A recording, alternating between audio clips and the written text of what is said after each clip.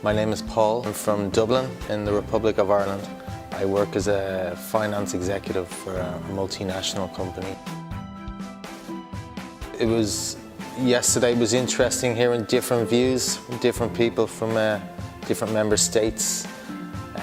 You were hearing a different range, say from Sweden to Germany, Greece, Italy, and ourselves. We all have different views of the EU and where it should be heading, what it's done for us. There was certainly a lot of common themes. People seem to be in favour of the EU and the common market and the ability for people to travel, youth schemes like Erasmus, but then obviously I suppose the banking crisis has brought us sort of a lot of friction there. If you listen to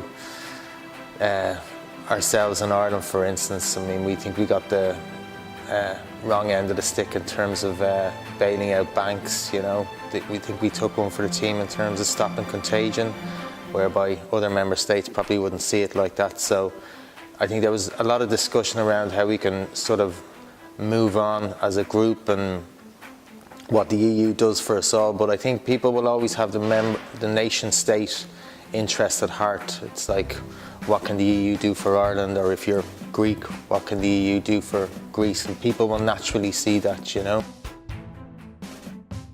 A lot of work needs to be done on it because there's not enough communication, either coming from your European members of Parliament, from the Commission, any other European bodies really.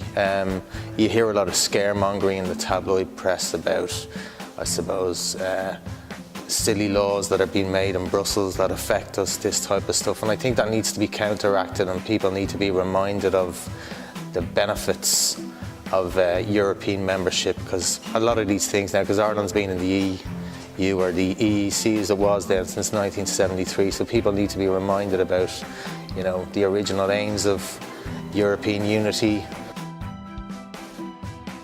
The easiest way through that is really through you have a vote in the European elections, using that vote, getting in touch, any issues that you feel that affect you on a European level with your member of Parliament. That's the first and easiest and best solution, I think, really. There was, I think it needs to come the other way, really, that Brussels needs to engage with its citizens more. But certainly, people are always interested in politics at a local level and are aware of what's going on. And I think maybe, the media back home should take more of a part on reporting on what's going on in Brussels, making it more headline news, things that affect us, around common agricultural policies, fisheries, things like that,